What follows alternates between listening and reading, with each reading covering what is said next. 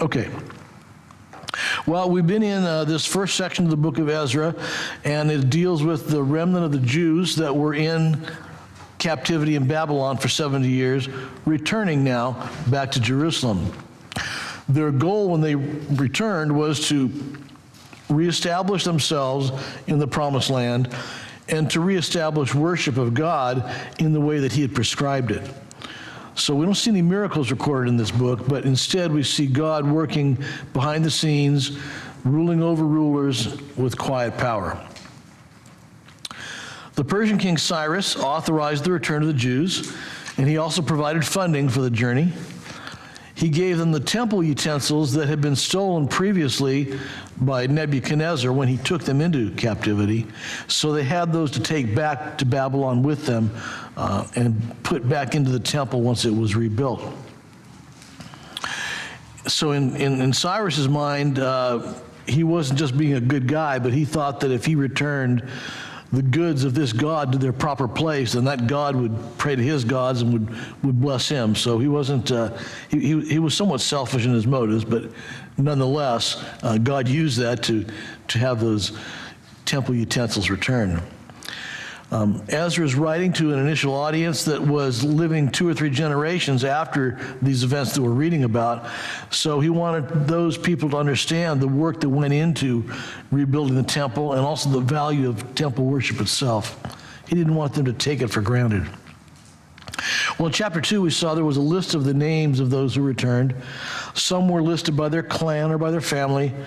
Others were listed by the city that they came from. And the list maintains this historical record of God's people throughout time. God cared for his people, and he called them by name, as he does with you and I.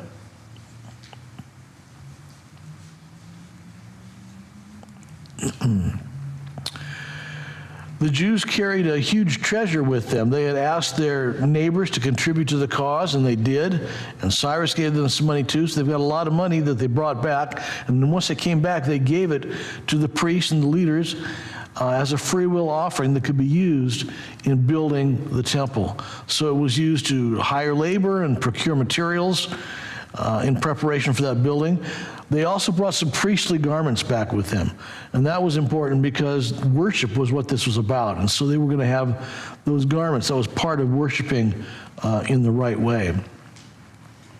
So the first thing they did was they rebuilt the altar, and they resumed the sacrifices and the feasts as were outlined in the Mosaic Law.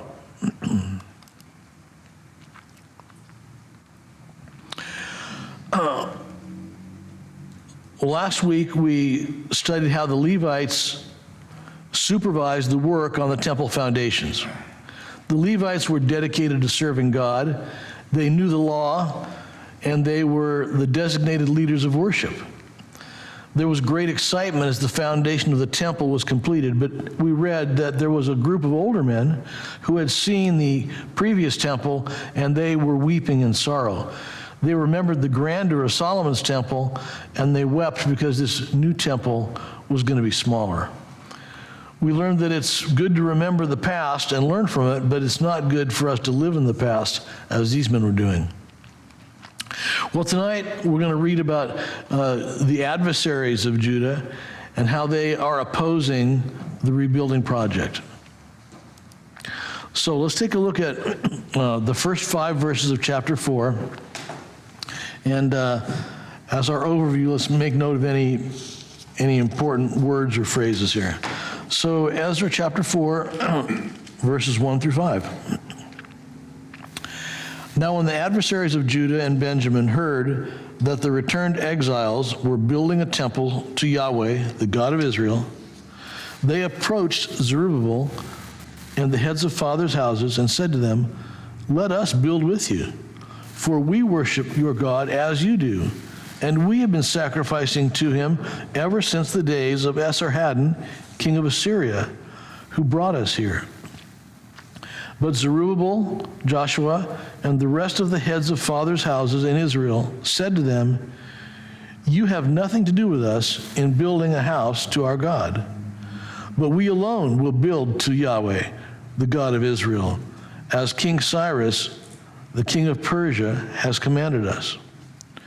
Then the people of the land discouraged the people of Judah and made them afraid to build, and bribed counselors against them to frustrate their purpose all the days of Cyrus, king of Persia, even until the reign of Darius, king of Persia.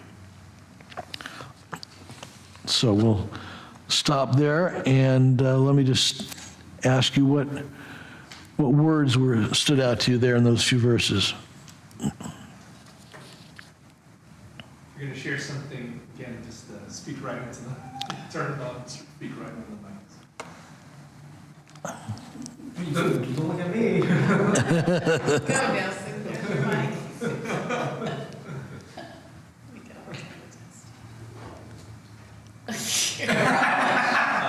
Adversaries?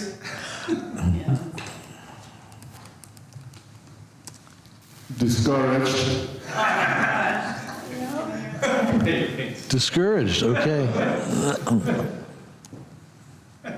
Have nothing to do with us. Yeah. That's, we're going to talk about that a little bit. That's an interesting Hebrew idiom, and we'll talk about that tonight. Yeah.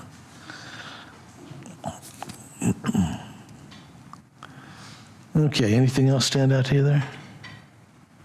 You're discouraged, bribe, frustrate, all those things.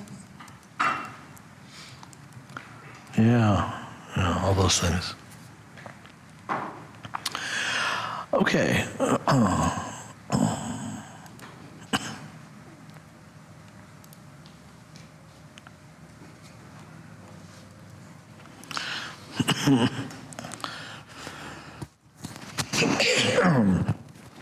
Well, we need to begin tonight with a bit of an overview of the chapter. That'll help us understand our lesson tonight and also next week.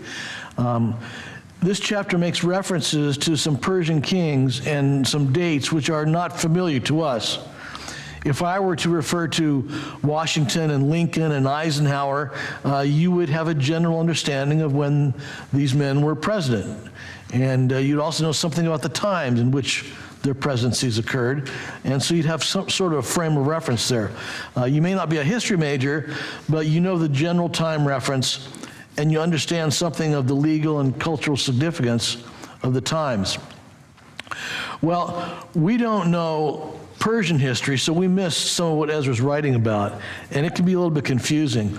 And there are a few confusing things there, so we'll try to resolve them up front. And I think maybe the best way to get this straight is by going back to our timeline and kind of filling in a few markers there from this chapter 4. So I've listed these major Persian kings up on our timeline, and the lines I've drawn there with the dates on them are like the beginning of their reigns, so you can have a little bit of a perspective there.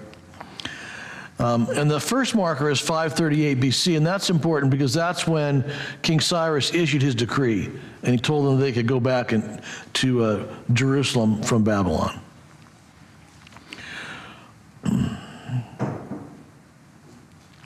Well, then we know that the altar was completed. We read about that in chapter 3, and that was completed probably within the first couple of years after their return.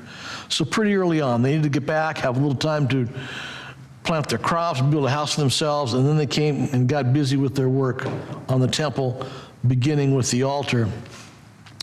And we talked about them doing that, and then we saw in Ezra chapter 3, verses 8 through 13, that they were working on the temple foundation. And last week we saw they finished the foundation of the temple. And so now the returning exiles are ready to begin work on the temple itself. And so that's kind of where we are here in chapter 4, as they have started work on the walls of the temple.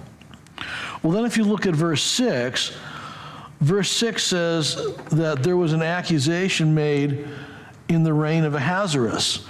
Well, if you remember, Ahasuerus was the king that we read about in the book of Esther, and that's happening, he was also known as Xerxes, and so the beginning of his reign is 486 BC, so this jumps us ahead some, almost 50 years. So it talks about that those accusations that were made then. And then in verse 7, there's a reference to a letter that's written to King Artaxerxes. Well, King Artaxerxes is later yet. He's out there, his reign began in 465 BC, so the early part of his reign will be shortly after that. And it says here in that letter that the attempt that was made by the enemies of the Jews was to frustrate their building of the city walls. So then the confusing part comes when in verse 24 it says that the construction stopped until the second year of King Darius. Well, now Darius is back here. So that takes us back another 50 or 60 years here. And then Ezra 5:1 mentions the prophets of Haggai and Zechariah, and we know from the beginning of their books that their prophecies came in that second year of Darius. So what's going on here? Well, there are a couple ways to look at that, and some commentators say, well, jumping around like that is it's not really jumping around. It's just that when it says a letter to Ahasuerus, that's not the same Ahasuerus. That's really a name for the guy who came after Cyrus, this guy who's Cambyses. And when it says Artaxerxes, that's not really the Artaxerxes we know. That's this other guy who came in between Cambyses and Darius, who was Smerdis. And they say it was common that Persian kings had many different names. That's true. We do know some of them by more than one name. And so that's their explanation.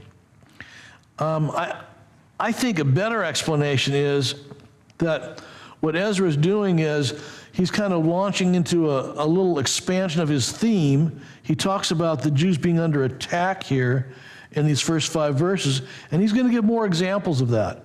So really, these verses here from verse 6 through verse 23 are kind of like a giant parentheses. He's moving ahead and he's talking about what happened in the time of Ahasuerus, what happened in the time of Artaxerxes, and they're just further examples of this opposition that the Jews are facing. And so that's kind of I think that makes more sense.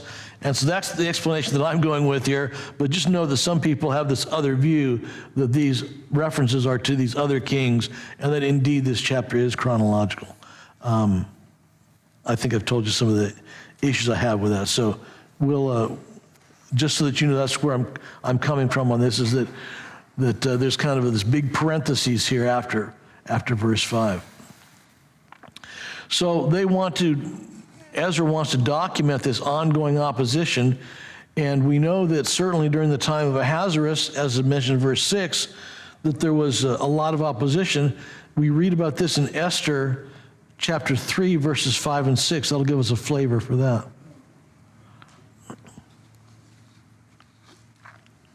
And when Haman saw that Mordecai did not bow down or pay homage to him, Haman was filled with fury. He disdained to lay hands on Mordecai alone. So as they had made known to him the people of Mordecai, Haman sought to destroy all the Jews and the people of Mordecai throughout the whole kingdom of Ahasuerus. So that, again, that's a reminder, a quick little summary of some of the opposition they faced in Esther's time. I'm laughing over the mic. The efforts of the people of Judah were first discouraged internally by those who wept at seeing the foundation and longed for the good old days. Then they were opposed by the people who pretended to be aligned with them in building a temple to worship Yahweh. These people continued to oppose the Jews even in the time of Darius. Then they opposed them again in the time of Ahasuerus, and the opposition continued until the time of Artaxerxes. There was always this opposition to the work of God. Well, verse 1 speaks of the adversaries of Judah and Benjamin. So who are these adversaries? We get a clue at the end of verse 2 with the phrase, Esarhaddon, king of Assyria, who brought us here. So this is a reference to what happened after the fall of the kingdom of Israel, that northern kingdom. After King Solomon died, you recall that the kingdom was divided into Israel in the north, Judah in the south. The northern kingdom, known as Israel, had nothing but bad kings who rejected God and did evil in his eyes and worshiped false idols all the time. Well, as a result of their disobedience, God sent the Assyrians to conquer Israel in 722 BC, or about 140 years before Nebuchadnezzar conquered Jerusalem. We read about this in 2 Kings 17, 1 through 6.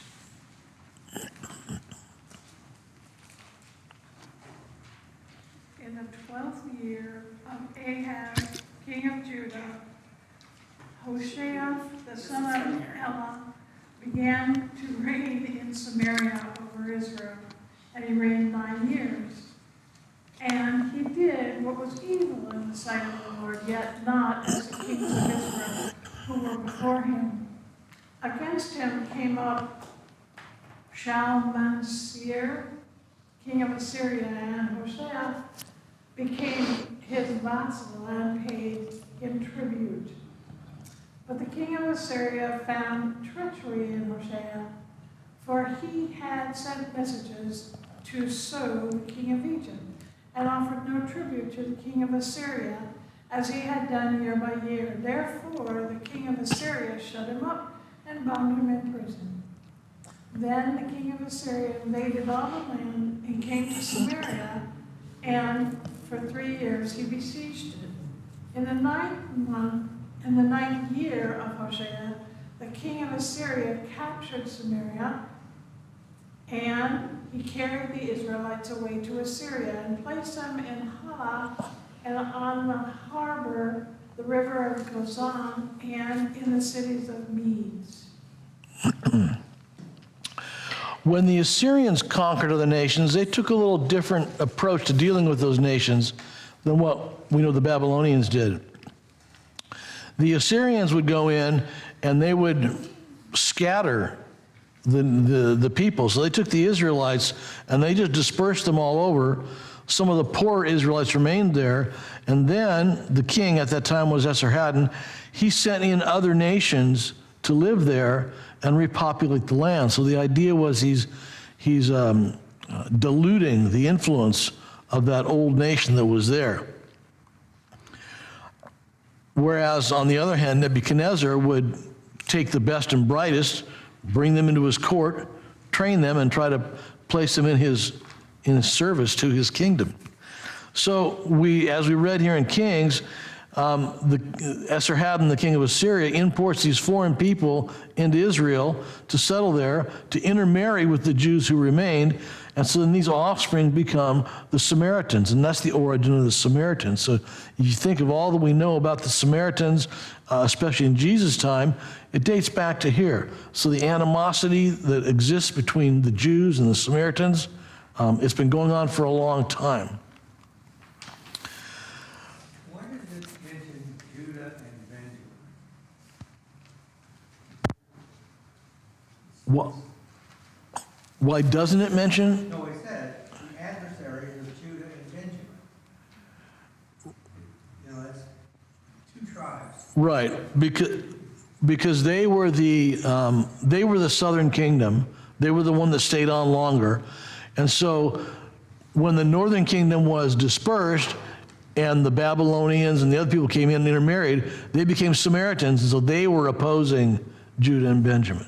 Is it possible that some of the adversaries were the northern kingdom as well? I mean, clearly this kingdom had already split. I suppose that's possible, and the indication is that the main ones are Samaritans, but could some of the northern kingdom remain there? And yeah, I suppose it's possible. Yeah. Are you asking why Judah and Benjamin are lumped together, or? Yeah. No, I'm saying the passage is very specific. It names 2 tribes, the other tribes. It seems like we're kind of stretching to assume that it's the Samaritans. There may be what? I mean, I'm not seeing the connection here. But it specifically excludes the 10 northern tribes. Right, because they had generally been dispersed. Right. And so the reason we say it's the Samaritans is because, as we read in Kings, the Assyrian king intentionally sent in other nations to commingle and intermarry with the Jews that were there. So this whole rise of the Samaritans was by Esarhaddon's intention. Sounds like China. Just saying. Okay. I mean, now to your point, Bill, were there others opposing? That's possible. That's not clear. But the main opposition is coming from these that came in and intermarried, and their offspring then. Saul is a descendant from Benjaminites, right?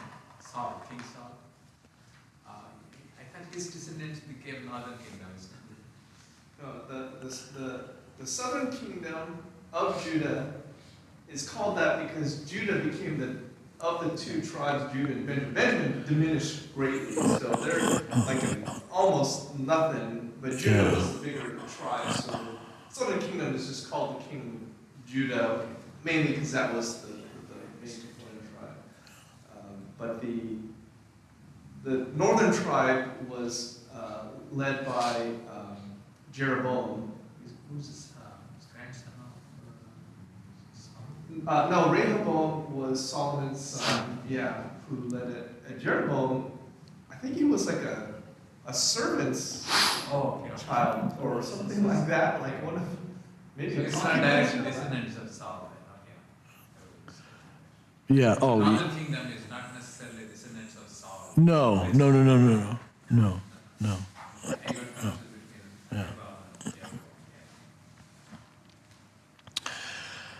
Okay, so these people who are offspring of the intermarriage of the Jews and the other nations became known as Samaritans. Well, yes, they continued to worship Yahweh because they had that Jewish influence, but they also worshiped their gods and their other foreign idols that they brought with them from Babylon and all these other lands when they came in. So the rest of 2 Kings 17 goes on in some detail about these events, but then they're summarized in 2 Kings 17, verse 41. So these nations feared the Lord and also served their carved images. Their children did likewise, and their children's children as their fathers did. So they do to this day. So we read there that they served their gods, and this got passed on from generation to generation because we're many generations down the road by the point that we're here in Ezra.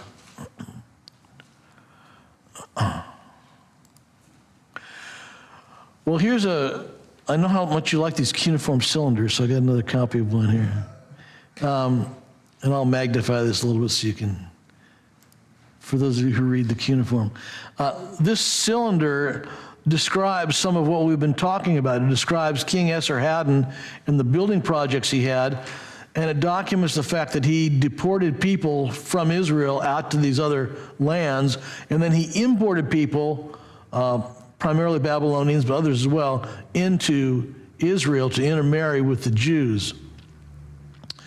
And so it's interesting how much archaeological evidence we have that describe these edicts and things that we see play out in the Bible too. And then I've shown you this one before, but I like it, so I'm going to show it again. This is a victory stele or a statue that was erected, and this is of King Esarhaddon, the Assyrian king. And it's his victory stele when he conquered Egypt. And you see him with his beard, and he's holding like a goblet in his hand.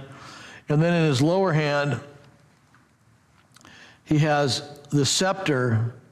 And then, of course, the interesting part here is that coming off of the scepter are a couple of leather leashes, and they come down here to these two little figures down below. Well, these two little figures are like princes of Egypt. So after he conquered Egypt, he takes the princes of Egypt, and they're bound. They put a ring through their lip, and then that leather strap is tied onto that. So here you've got a picture of a huge King Esarhaddon and these tiny, tiny princes of Judah. So we know who's more important. He's got them on a leash, so we know who's in charge. But anyway, that's the Esarhaddon that we're talking about, and that's mentioned here in the scriptures. Okay. So to these people that had intermarried with the Jews, these Samaritans, Yahweh was just one of many powerful gods. The Jews had been turned aside previously through the influence and intermarriage with other nations. We saw this happen in Solomon's time. Solomon himself was an example of this, and we read about that in 1 Kings 11, verses 1 through 6. Now King Solomon loved many foreign women, along with the daughter of Pharaoh, Moabite, Ammonite, Edomite, Sidonian, and Hittite women, from nations concerning which the Lord had said to the people of Israel, "You shall not enter into marriage with them, neither shall they with you. For surely they will turn away your heart after their gods." Solomon belonged to these in love. He had 700 wives, who were princesses, and 300 concubines. And his wives turned away his heart. For when Solomon was old, his wives turned away his heart after other gods. And his heart was not wholly true to the Lord his God, as was the heart of David his father. For Solomon went after Ashtoreth, the goddess of the Sidonians, and after Milcom, the abomination of the Ammonites. So Solomon did what was evil in the sight of the Lord, and did not wholly follow the Lord, as David his father had done. So God warned Solomon about intermarrying with these foreign women because they would bring in their gods and turn his head aside. The same thing happened with the Samaritans. As the Jews intermarried with these other nations, their offspring then turned their heads away from God and turned to the foreign idols. So we see this happening here again. The Samaritans did accept the first 5 books of Moses. So they accepted the Pentateuch, but they rejected the prophets. They rejected the rest of the Old Testament. And the Jews had a low regard for the Samaritans, partly because they weren't fully Jewish by birth, and also because they wanted to have these multiplicity of gods. They wanted to worship Yahweh as well as the foreign gods. So here we see another reason for the animosity between the Samaritans and the Jews. The Samaritans are interfering with rebuilding the temple. So just one more historical event that builds up this hatred between the Jews and the Samaritans over time. And of course, we see by the time of Jesus' day, there's a lot of hatred there. And we see some of this come out when Jesus has an encounter with a Samaritan woman at the well in John 4, verses 7 through 9. A woman from Samaria came to draw water. Jesus said to her, "Give me a drink," for his disciples had gone away into the city to buy food. The Samaritan women said to him, "How is it that you, a Jew, ask for a drink from me, a woman of Samaria?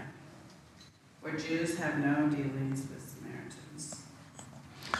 So by Jesus' time, this animosity had been building up and going on for hundreds of years. Everything from the rejection of part of Scripture to worshiping false gods to interfering with the temple rebuilding. They've been a thorn in the side of the Jews for a long time. Well, verse 1 goes on to say that they heard the exiles were building a temple.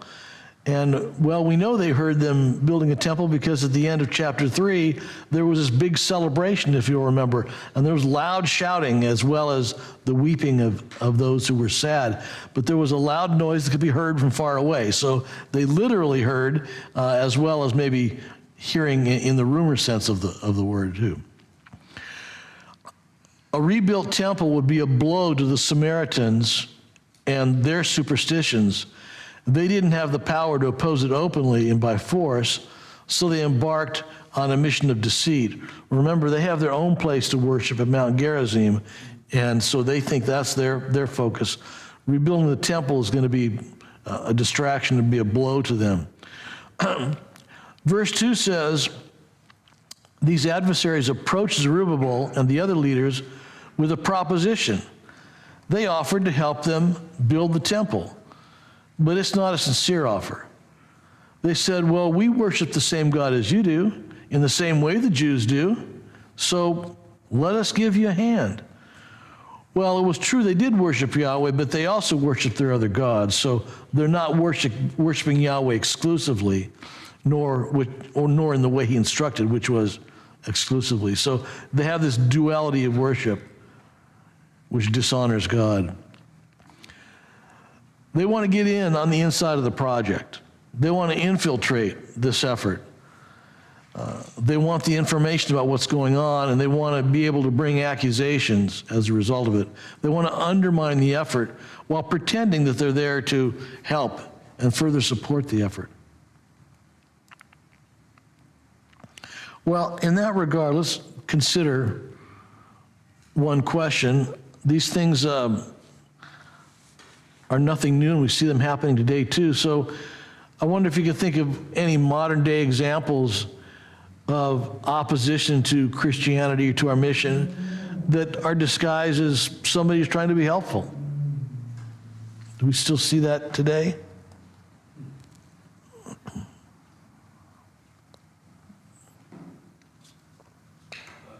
feel like almost anytime Christians align with things that are not gospel, have a gospel focus, you start to water down the message. You start to be more about whatever thing you're partnering on. I mean, there's things like pro-life causes and other good causes politically that I think once they are willing to align themselves with Christians, it ends up causing churches and Christians to start being more about that thing than the gospel, even if it's well intentioned or conforms to biblical convictions. It's not always like that. But I think I see that happen a lot.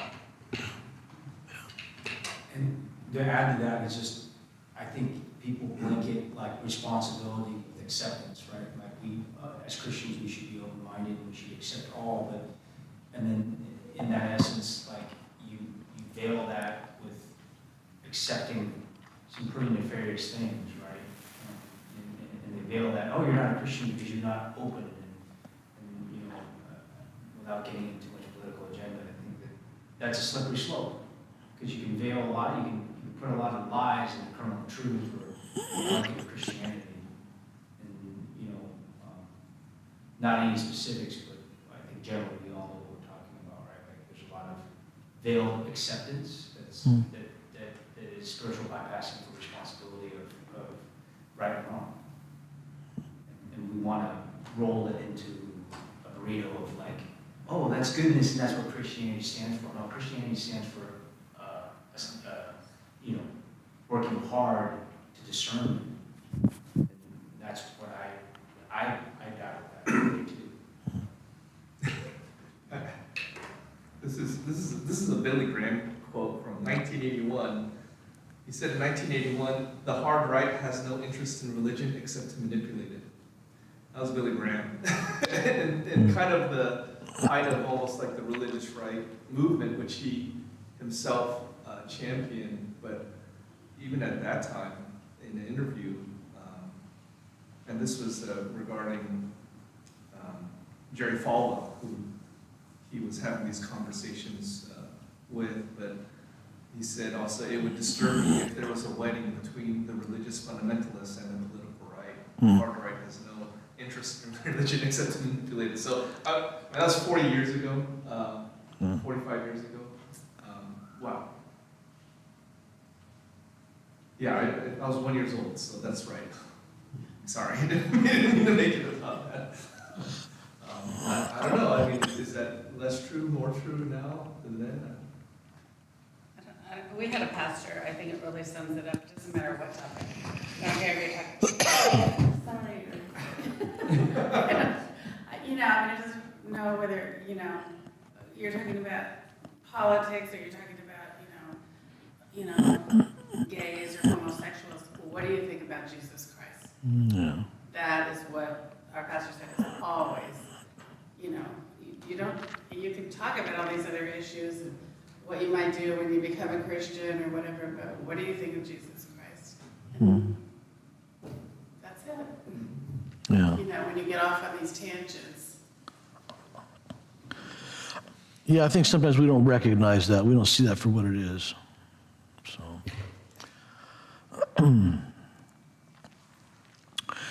well, at first glance, this seemed like it was a good proposal. Having a few extra hands helping with building the walls, that would help the project move along faster. Might not be so bad.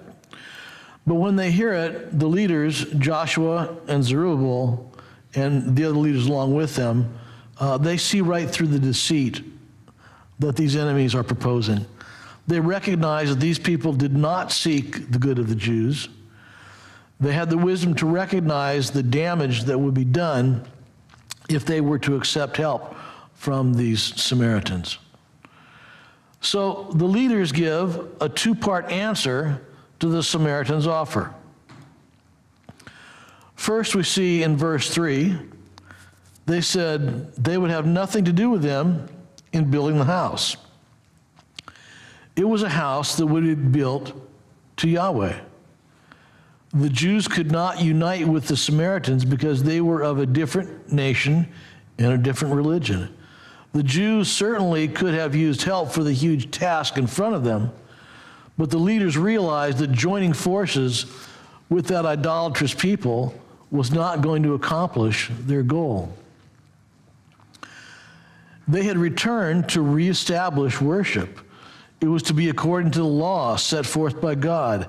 Had they accepted this help from the Samaritans, it would have been destructive of the purity of the worship. How could they bring back true worship if they worked with people who did not even keep the first commandment, to have no other gods before Yahweh?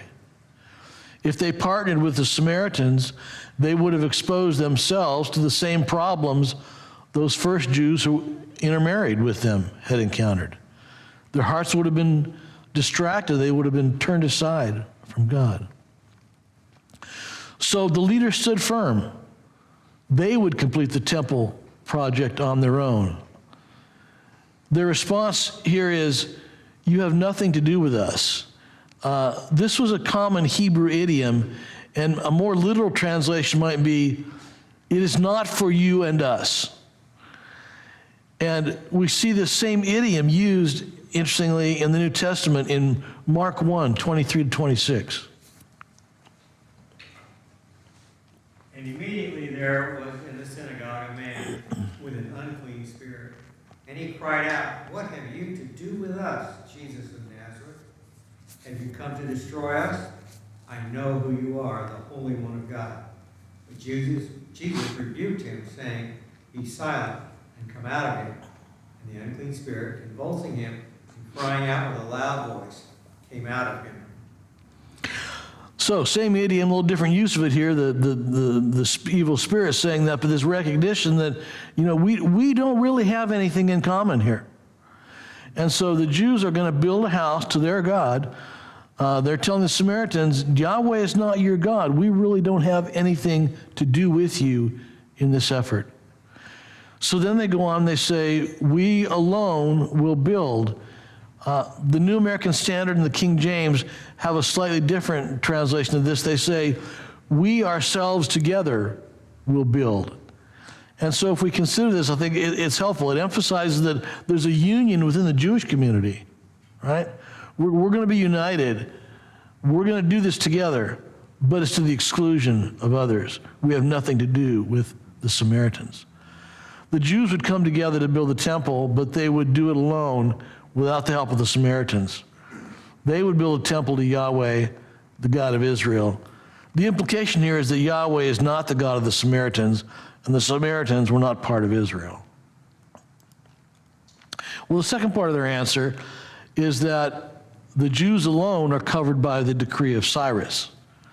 This maybe isn't quite as strong an argument, but they laid it out there as well. Cyrus, the king of Persia, had ordered them to return and undertake the task of rebuilding the temple. That was the charge or the commission that he gave to them. So this was their technical and legal justification for refusing to cooperate with the Samaritans. They're following the command of Cyrus, but Zerubbabel and Joshua made it clear that the purity of worship would be preserved and that that was their primary goal here.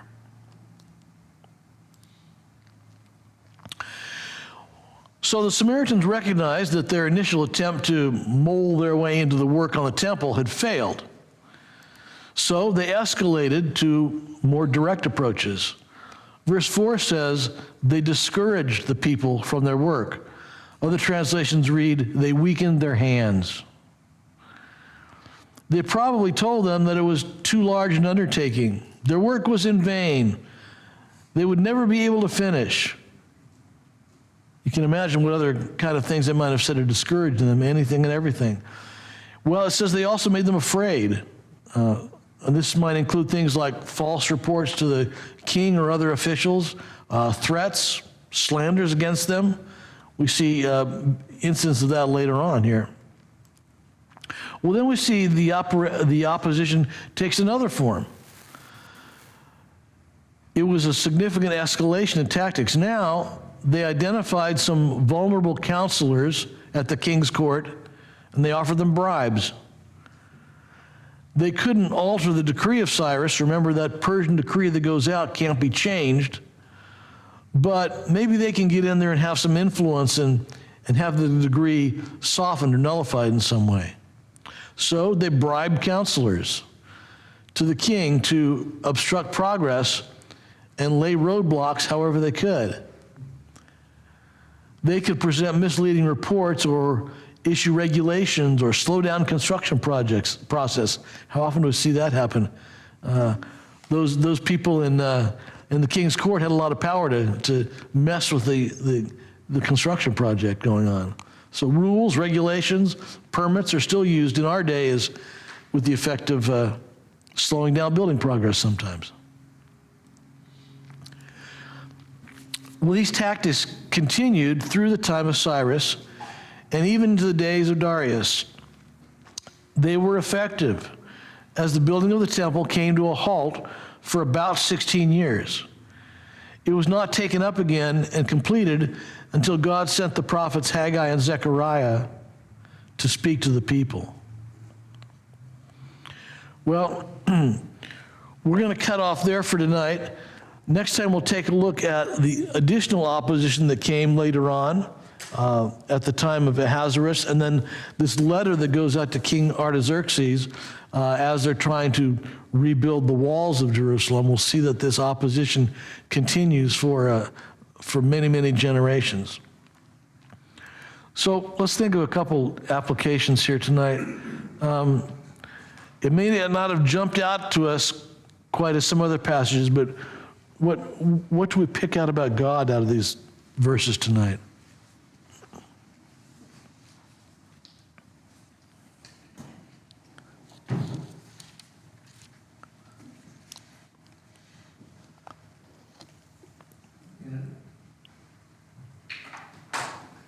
God doesn't want to share his glory. And so even with this thought of, well, these guys might be helpful, there would be a few extra hands. Yeah. It would make our job easier. The leadership recognized that because they were compromised spiritually, they should not participate. And that it was simply not only a distraction, but it was a temptation that would have ultimately been a disaster in building a house of worship to the one true God. And that's a real temptation, because there was a lot of work in front of them. There was a huge project they had to do. And some help would have been really very valuable. It was not just about the job getting done. It's not like God is on a timetable for building this temple and, hey, let's just get it through it. It mattered entirely the character of the people who were building it. So And the people recognized that. I think that's significant. They had a high enough view of God in their mind that they knew it wasn't just about expedience. I just guess reaffirming what Bill's saying there, but it's the fact that they had the awareness to say, God doesn't just care that it goes up. He cares that it's an act of worship. And if people who are not wanting to worship you in spirit and truth are building it, that makes a difference here. And sometimes the debates are in churches, should non-Christians, if you've got a big, you want orchestra to play at like a Christmas event, should people who are not Christians be in that band or not? And I've seen people kind of debate the merits of that. Like, does every person that might be at your outreach event, like all the face painters and things, do they all need to be believers? Or is it okay if the guy who's doing the balloon artist isn't?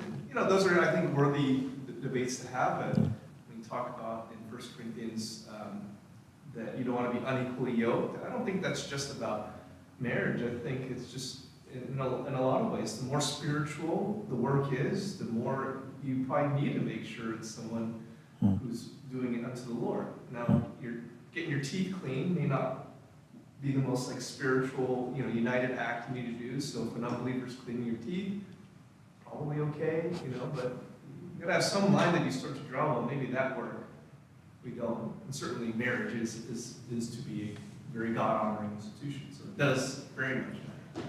I just appreciate that they had an awareness of the holiness of God enough to do it wisely. Just as a tangent, I think metaphorically, or literally, thinking of Noah and him building the ark, if that's not a testament to the art of, being ridiculed and but building this crazy, engineering feat that even today is being studied about how they placed the windows and how they built the stern and you just look at that and it was just guys just kind of following his faith, right, and doing his art and not hurrying and it's really interesting how these things are not and I think we as humans we've got to get it done, right, especially in construction, we have a schedule and we want to show everybody we can get it done in time, on budget, and maybe even before the deadline. And I think we all are trying to run that foot race before however long our lives are. And maybe that's not it. Maybe it's the quality of being present here about every one of you, me looking every one of you in your eye like, hey, this is a real special time. And I think that's really what I'm hearing here, and dovetailing to what Yuri's saying. It's hard to do that, and to see what the Lord does in application is eye-opening. That's an interesting comparison to the ark. That's a real good parallel, isn't it? Because they were, Moses and his family were derided for, 100 years it took him to build it? Yeah. And being ridiculed the entire time. Yeah. One of the things that stood out to me was they recognized that through King Cyrus, God had given them a task.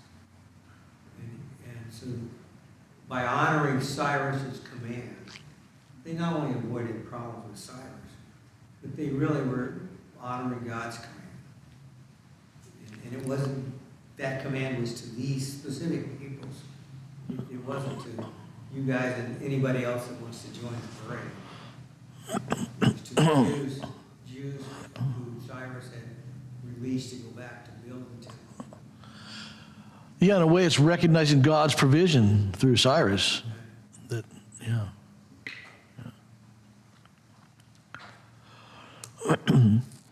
All right, well, then one more question. We may have touched on this a little bit, but can you draw any parallels between the adversary's tactics in Ezra 4 and the challenges you face in your personal professional life And how should we respond to those? I'm not gonna turn on my button. They might still hear you, but you have no. I'm gonna point out to Yuri that he has not met my dental hygienist. Oh. I mean, if you're a There's no spiritual connection. if you're a Christian, dental hygienist, certainly, you do your job to the glory of God. So it's not to suggest that whatever you do, whatever job you have is not unto the Lord. But in terms of, joining together with other people or yoking together, I think the more spiritual the work is, the more you need to make sure this is a spiritually united thing. I think one thing that you'll find though is like now that your daughter's going to a Christian school, that the teachers and the students are not all Christians. Because Right. Christy taught at Red Lutheran for 7 years, and the parents were coming in going, why are you going to chapel? Why are you going to study the Bible? And she was giving these parents the gospel, and so, even in a Christian school, they're not all Christian. It's funny because I was looking at the reviews for in school, and some of the negative reviews were like, they keep talking about Jesus Yeah. and keep trying to, Exactly. it's a Lutheran school, Yeah. how did you get ran through into this that process all the without time. knowing that it's a very kind of. And some of the teachers weren't Christians, Yeah, well, I think here. but they had to do what they Well, they signed the They gotta, document. yeah, they gotta sign. And they still had to teach the Bible and go to, Yeah. Chapels and all that. chapel Yeah. and all that, but, yeah, Yeah. you're not gonna They're all find the this same. cure, anywhere in life, I don't think. Crean and where she taught. Yeah. Yeah, they're the Mark, same There was a system. specific document which was very good. They were required to sign. Yeah. No, I. Many of them signed with their fingers But crossed. she ended up giving the gospel to other students and parents. That's. She found the teachers weren't all Christians. I They think gotta hire who they can, get. this is a really interesting thing, and I think that I've been working on it too, is that in the military, there was always a sergeant that said that your emergency, or your lack of planning doesn't constitute my emergency. And I kind of feel the Lord is like trying to tell us, like, if you feel rushed, you're not listening to me. And if you feel, and then it's kind of the other way around too, right? With like this sense of urgency. The urgency should be for the Lord. And patience is the common denominator in that, right? And just now, I just now see it, like the whole, like, especially Asian cultures, like you're always late no matter what, and you gotta get it done way before time, and like,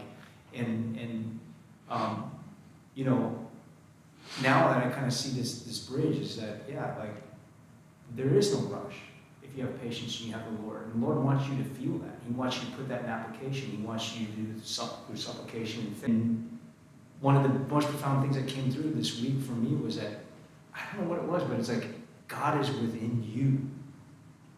That's the big thing, right? And that's where the faith and the continuity and being in the Word. And tonight was really profound and seeing that. That's excuse me. That's a key part of our faith, and yet we just kind of roll it off the tongue so easily. God is within us, and that's a profound thing. Yeah.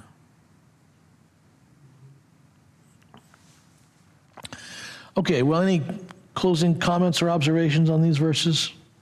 We're going to pick up the pace a little bit next week, and we'll finish the chapter next week.